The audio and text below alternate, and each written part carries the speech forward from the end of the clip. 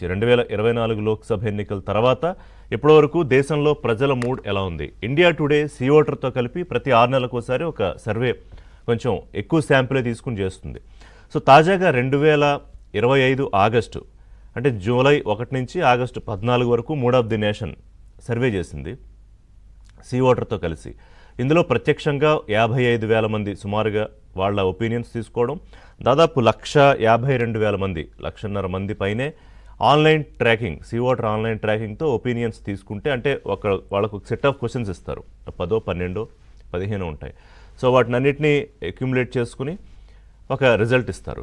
So దాని ద్వారా చూసుకుంటే ఆ నెంబర్స్ చెప్పే ముందు 2024 లోక్సభ ఎన్నికల్లో తిరిగి మళ్ళీ ఎన్డీఏనే అధికారంలోకి వచ్చింది. కానీ 2019తో కంపేర్ చేసుకుంటే సొంతంగా అధికారంలోకి వచ్చే బలం బీజేపీ సంపాదించుకోలేదు. 240 సీట్లకే పరిమితమైంది. ఎన్డీఏతో కలిపి ప్రభుత్వంలోకి వచ్చింది. అందులో చంద్రబాబు నాయుడు తెలుగుదేశం పార్టీ కానివ్వండి, బీహార్ జేడీయూ పార్టీతో వాళ్ళ మద్దతుతో బలంగానే ఉంది కేంద్రంలో. అంటే 293 సీట్లే తెచ్చుకోగలిగింది ఎన్డీఏ. వేరేజ్ కాంగ్రెస్ పార్టీ 99 గెలిస్తే ఇండీ బ్లాక్ 234, అంటే ఎట్టి పరిస్థితుల్లోనూ మోదీని ఓడించి తీరుతామని 2024 ఎన్నికల ముందు కలిసిన పార్టీలన్నీ కలిపితే కూడా 234 సీట్లే గెలవగలిగారు. అయితే ఇప్పుడు పరిస్థితి ఏంటంటే ఇప్పటికిప్పుడు ఎన్నికలు జరిగితే అనే ప్రాతిపదికన మాత్రమే దీన్ని చూడాలి. ఇంకొక 3 ఏళ్ల తర్వాత ఎన్నికలు జరిగితే ఈ నెంబర్స్ ఇలా ఉండవు. ఎందుకంటే దేశంలో రాజకీయ పరిస్థితులు మారిపోతాయి, ప్రజల భావోద్వేగాలు మారిపోతాయి. ఎందుకంటే మీకు 2019 ఎన్నికలకు ముందు జాతీయ స్థాయిలో జరిగిన పుల్వామా ఇన్సిడెంట్ కానివ్వండి, లేకపోతే సర్జికల్ స్ట్రైక్స్ కానివ్వండి, కొంత ఆ రిజల్ట్ని ప్రభావితం చేశాయనేది ఇప్పటికి మనం చెప్పుకుంటాం. 2024 ఎన్నికల సందర్భంలో ఆ ఆదరణ తగ్గడానికి కారణం ఏంటనేది అనేక చర్చలు జరిగాయి. కానీ 2024 ఎన్నికల ముందు అబ్కీ బార్ మళ్ళీ మోదీ సర్కార్ కానీ 400 సీట్ల పైన వస్తాయని మోదీ అలాగే బీజేపీ నాయకులు ఎన్డీఏ పార్ట్నర్స్ అందరూ చెప్పుకున్నా కానీ కేవలం 240 సీట్లకు బీజేపీ పరిమితం అయితే 293 సీట్లకి ఎన్డీఏ పరిమితమైంది. అయితే ఇప్పుడేంటి పరిస్థితి అంటే 2025 August mood of the nation చూస్తే 58% ఇప్పుడు మోదీకి కొంత ఆదరణ ఉంది. అంటే గతంలో ఫిబ్రవరిలో చూస్తే 62% ఉంటే అది 58% అప్రూవల్. అంటే మోదీ వైపు ఎంతమంది ఉన్నారు అంటే ఎస్, ఇప్పటికీ కూడా దేశంలో మెజారిటీ ప్రజలు మోదీ వైపే ఉన్నారు అనేది ఆ నెంబర్ స్పష్టం చేస్తుంది. ఎన్డీఏ పర్ఫార్మెన్స్ ఎలా ఉంది? ఫిబ్రవరి 2025 సర్వేతో చూస్తే ఇప్పటికీ 10% తగ్గిపోయింది. అప్పుడు 62% ఉంటే ఇప్పుడు 52% ఉంది. ఎన్డీఏ సీట్స్ 293 2024లో అధికారంలోకి వస్తే ఫిబ్రవరిలో చేసిన సర్వే ప్రకారం 343 సీట్లు గెలుచుకునే అవకాశం, అంటే ఫిబ్రవరిలో ఎన్నికలు జరిగితే. కానీ ఇప్పటికిప్పుడు ఎన్నికలు జరిగితే అది అంటే ఈ 6 నెలల తర్వాత 324 సీట్లకు పడిపోయింది. బట్ కంపారిటివ్లీ గత లోక్సభ ఎన్నికల కంటే కూడా ఎక్కువ. అదే ఇండీ బ్లాక్ చూసుకుంటే 20 సీట్లు పెరిగింది. ఫిబ్రవరి 2025 నాటి పోలిస్తే అప్పుడు 188, అంటే ఇప్పుడు 208. బీజేపీ ఇండివిజువల్గా 281 సీట్లు ఫిబ్రవరిలో గెలవగలుగుతుంది అనుకుంటే ఇప్పుడు ఆగస్టులో 260 సీట్లు, అంటే 20 సీట్లు తగ్గింది. సో ఇక్కడ ఇండీ బ్లాక్ ఒక 20 సీట్లు పెంచుకోగలిగితే బీజేపీ 20 సీట్లు తగ్గిపోయింది. అంటే యాక్చువల్గా ఏంటి, ఈ మధ్యలో ఈ ఫిబ్రవరి ఆగస్టు మధ్యలో ఆపరేషన్ సింధూర్ వచ్చింది. పాక్కి బీ ఫిట్టింగ్ ఆన్సర్ చెప్పడానికి ఒక యుద్ధం జరిగింది. మరి అమాంతం స్పైక్ చాలా పైకి వెళ్ళిపోవాలి, కానీ తగ్గడానికి కారణం ఏంటి? ఎన్డీఏ పరంగా చూసుకుంటే సీట్లు 343 నుంచి 324, 20 తగ్గిపోయాయి. బీజేపీ పరంగా ఇండివిజువల్గా చూసుకున్న 281 నుంచి 260 కంటే 20 తగ్గిపోయాయి. అక్కడే సందేహం వస్తుంది, ఎందుకంటే పెరగాలి కదా. గతంలో పుల్వామా అటాక్స్ ఇంకోటో సర్జికల్ స్ట్రైక్స్ ఇంకోటి జరిగినప్పుడు అమాంతం పెరిగింది, ఇప్పుడు ఎందుకు తగ్గిపోయిందంటే ఇక్కడ చెప్పేది ఏంటంటే విశ్లేషకులు చెప్పేది, పాక్ విషయంలో భారత ప్రభుత్వం చాలా అగ్రెసివ్గా వెళ్ళిపోతుంది అనుకుంటే సడన్గా ఆ 4-5 రోజుల తర్వాత యుద్ధాన్ని ఆపేయడం విషయంలో చాలామంది అసంతృప్తిగా ఉన్నారు. సో దానివల్ల బహుశా ఈ నెంబర్ ఏమైనా తగ్గి ఉంటుందా అనేది ఒకటి. కానీ ఇండిపెండెంట్గా ఇండివిజువల్గా చూసుకుంటే కనుక మోదీ ఆదరణ ఏ మిగతా నాయకులతో కంపేర్ చేసినా కూడా ఎవరు దగ్గరలో కూడా లేరు. గతంలో పోలిస్తే 10% ప్రభుత్వ పనితీరు తగ్గినా వ్యక్తిగతంగా మోడీ చరిష్మా మాత్రం ఏం తగ్గలేదు.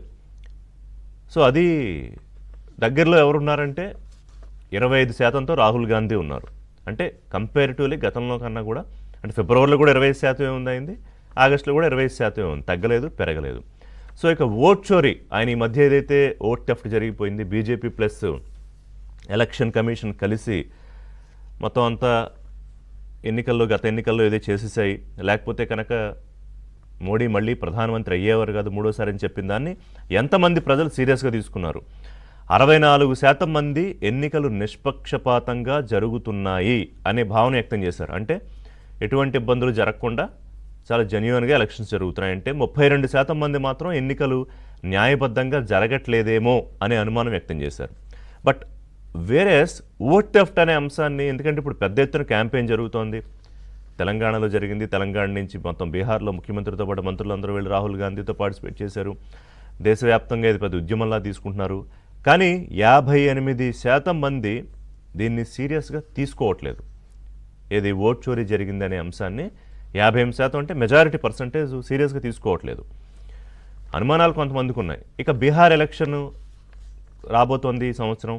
అందులో ఎస్ఐఆర్ అనేది ఏదైతే ఓట్స్ సంబంధించి 65 లక్షల ఓట్లు తీసేశారో రివిజన్లో భాగంగా, అందులో 58% మంది పాజిటివ్గానే స్పందించారు ప్రభుత్వానికి అనుకూలంగానే. వేరేజ్ ఒక 17% మాత్రం దీన్ని ప్రభుత్వానికి అనుకూలమైన చర్యగా మాత్రం చూశారు.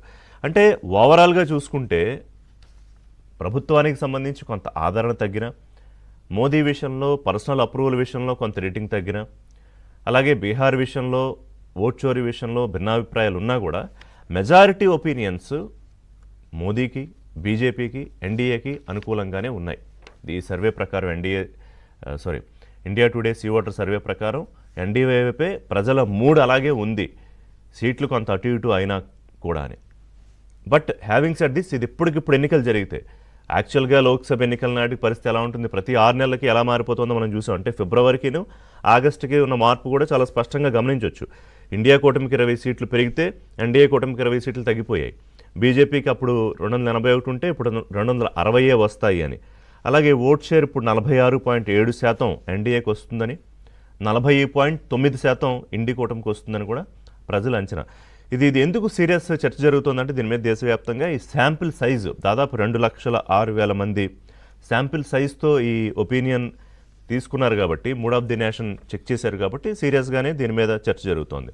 అలాగే ట్రంప్, రష్యా కూడా ఈ సర్వేలో వచ్చింది. ట్రంప్ ఆంక్షలపై భారత స్పందన ఎలా ఉంది అంటే 63% మంది ఈ ఆంక్షలు ఏవైతే శాంక్షన్స్ ఇప్పుడు పెట్టారో ట్రంప్, అది దేశ ఆర్థిక పరిస్థితి ప్రభావం పడుతుందని చెప్పారు. అలాగే కొనుగోలు శక్తి తగ్గుతుందని. ఒక 22% మంది మాత్రం దీన్ని ఇది పెద్ద ఇష్యూ లాగేమీ చూడట్లేదు. అలాగే విదేశాంగ విధానం, కొంత అమెరికా మీద మనం డిపెండెన్సీ తగ్గించుకోవాలి, స్వదేశీ వాణిజ్యం మీద అలాగే ప్రొడక్షన్ మీద దృష్టి పెట్టాలని ఒపీనియన్ వ్యక్తం చేశారు. అలాగే రష్యా నుంచి ఆయిల్ కొనుగోలు చేయడం ఇంకా పెంచాలి, తగ్గించకూడదు, అది మన దేశానికి ప్రయోజనం దాదాపు 70% మంది ఒపీనియన్ వ్యక్తం చేశారు. సో ఆ విషయంలో భారత ప్రభుత్వం స్టాన్స్ కరెక్ట్గానే ఉందని అర్థం చేసుకోవాలి. సో ఇప్పుడు నేషన్ మళ్ళీ మోడీ వైపే ఉందా? రాహుల్ గాంధీ అలాగే ఇండి బ్లాక్ పార్టీలు ఎంత తిరుగుతున్నా, ఎంత ప్రయత్నం చేసినా ఆ ఆదరణని దగ్గరకు కూడా వెళ్ళలేకపోతున్నాయి. ఎందుకంటే వేరే 58%, 62 నుంచి 58కి మారింది మోదీ పర్సనల్ అప్రూవల్. రాహుల్ గాంధీ 20% దగ్గర ఆగిపోయింది. అంటే చాలా దూరంలో ఉండిపోయారు. మరి ప్రయత్నాలు ఎన్ని చేసినా కూడా వచ్చే ఎన్నికల నాటికి ఈ మూడు ఎలా ఉంటుంది? ఒక బ్రేక్ తర్వాత మాట్లాడదాం.